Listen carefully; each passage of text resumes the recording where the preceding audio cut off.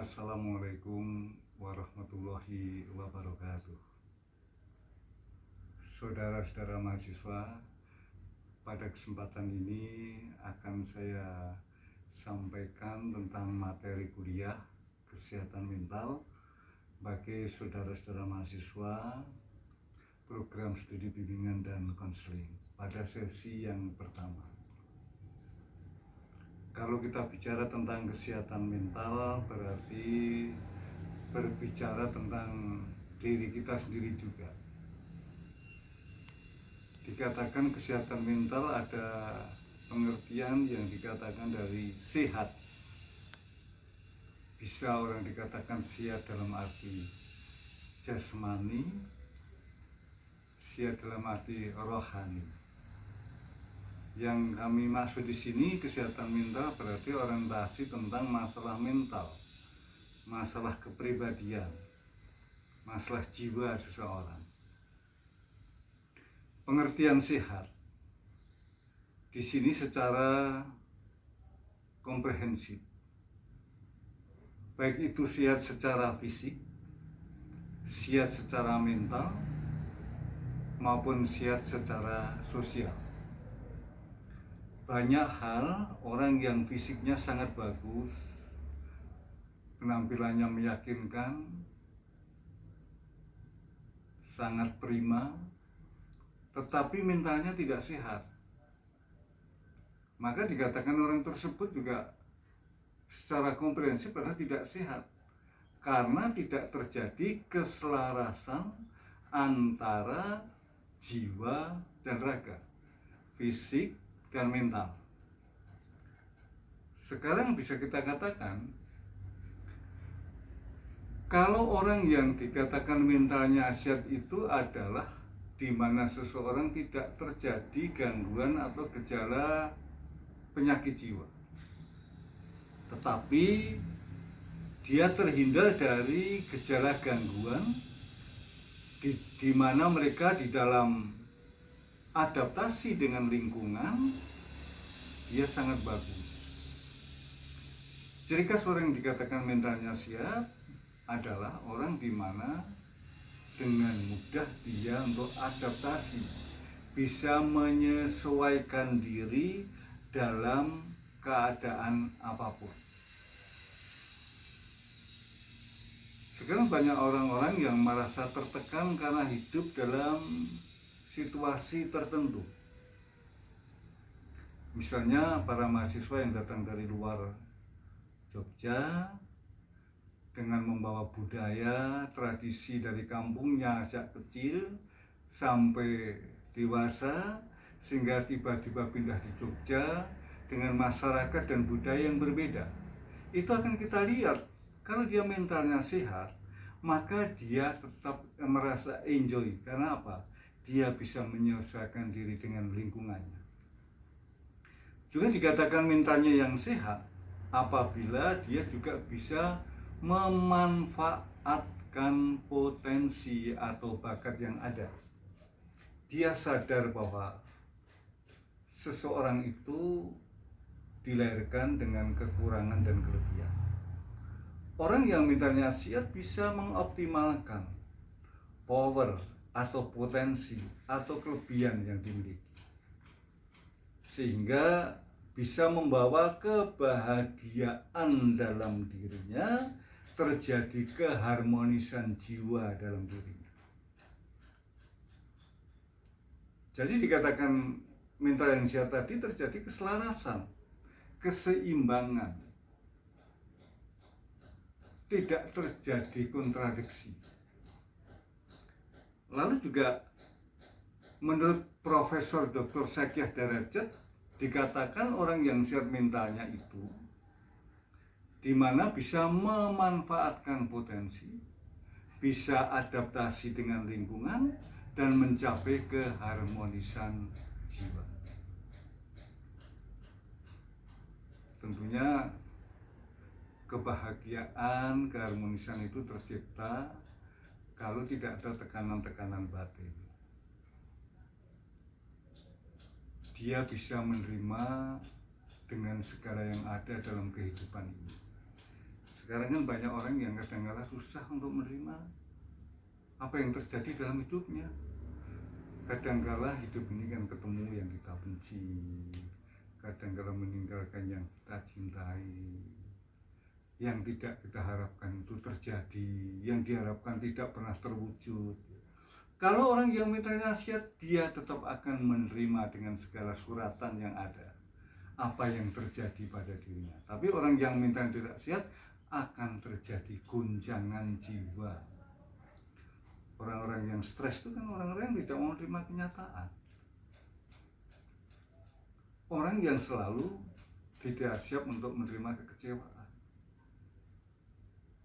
Sementara kekecewaan, kesedihan itu selalu terjadi pada setiap manusia. Hanya orang yang berminta nasihat yang akan bisa menerima kenyataan itu dengan lapang dada. Juga kita melihat orang yang dikatakan minta nasihat itu ada 4 komponen, macam-macam kestabilan.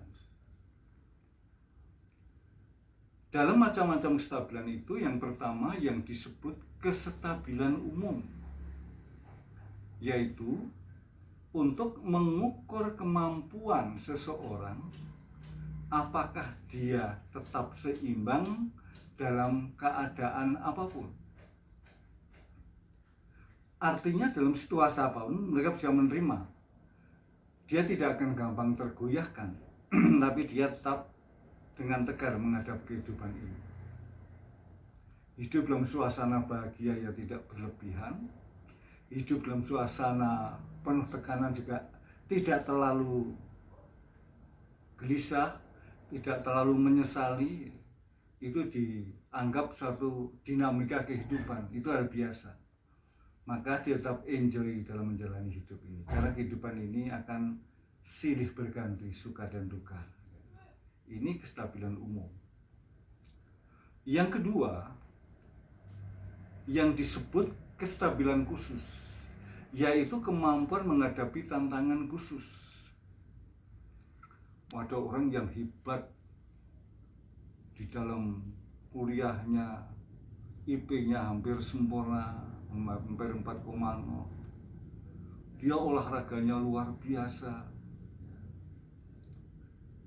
Dia kadang-kadang bisa memberikan wawasan pada teman-temannya, tapi begitu dia kena permasalahan, misalnya patah hati, dia guncang dan dia stres. Karena apa? Itu kestabilan khusus, satu faktor yang bisa menghancurkan hidupnya. Karena apa? Kestabilan khusus itu tidak mampu untuk dia atasi. Maka kita lihat tadi lain dengan kestabilan umum. Umum itu sifatnya universal. Apapun yang terjadi dalam hidup ini, dia mampu menghadapi. Tapi dalam kestabilan khusus, satu peristiwa yang lain hebat, saat itu akan hancur berantakan. Karena dia tidak mampu untuk menghadapi suatu tantangan tertentu.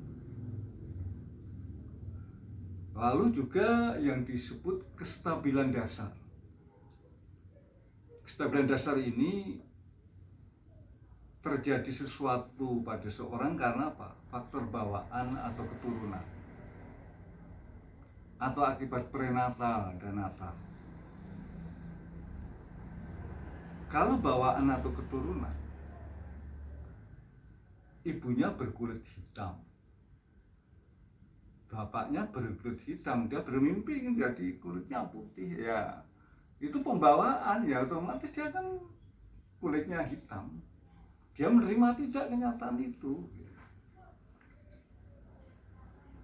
Bapaknya tidak pandai, ibunya juga tidak pandai, akhirnya pas-pasan. Dia juga tidak pandai, ya itu pembawaan. Di mana itu kestabilan dasar yang tidak bisa untuk diingkari. Contohnya orang yang kena penyakit jiwa, ibunya kena penyakit jiwa, bapaknya kena penyakit jiwa, anaknya ada kemungkinan kena. Kalau dia kena, ya itu bawaan, tidak bisa dihindari. Contohnya misalnya ibunya kena penyakit gula, bapaknya penyakit gula, anak satu-satunya, ya dia akan kena ke sana. Dia akan bisa terhindari kalau pola makan misalnya menjaga kondisi. Tapi bukan berarti akan dia terhindar dari itu, hanya bisa menekan. Karena apa? Dengan cara strategi yang berbeda dari orang pada umumnya. Maka apa yang terjadi pada seorang itu karena faktor gen, faktor keturunan, yaitu niscaya akan terjadi pada seseorang. Lalu juga yang keempat, yang disebut kestabilan yang dialami. Setiap manusia itu mempunyai perjalanan hidup yang warna-warni, yang berbeda-beda. Ini diperoleh dari pengalaman-pengalaman yang dijalani selama dia hidup. Di dalam penelitian, seorang ahli mengatakan orang yang dilahirkan dari kecil itu hidupnya penuh penderitaan, penuh cobaan. Maka kalau sudah dewasa, orang itu sensitif, mudah tersinggung. Sejak kecil gampang dicela, serba disalahkan. Kalau dewasa ya anak itu pintar, kurang percaya diri. Maka disinilah pentingnya seseorang itu adalah perjalanan hidupnya itu bagaimana didikan dari lingkungan maupun orang tua utamanya. Karena apa yang terjadi di dalam kehidupan mereka akan menentukan di masa-masa yang akan datang. Ya memang orang tidak pernah tahu ya, menjalani hidup kadang di luar kemampuan kita, kemauan kita, itu akan memberikan warna di masa yang akan datang. Maka istilah mengatakan hari ini karena kemarin, hari esok karena hari ini. Ini adalah suatu perjalanan hidup yang setiap manusia akan mengalami dan akan berdampak pada kehidupan di masa yang akan datang. Demikianlah saudara, untuk sesi yang pertama ini kesehatan mental sebagai pengantar untuk saya sampaikan. Nanti tolong dipahami, dipelajari secara mendalam, lalu juga dipadukan dengan materi yang sudah kami kirim. Apabila ada hal yang nanti kurang mengalami kesulitan ya, nanti bisa ditanyakan di dalam kita perkuliahan untuk mengadakan diskusi maupun tanya jawab. Terima kasih. Assalamualaikum warahmatullahi wabarakatuh.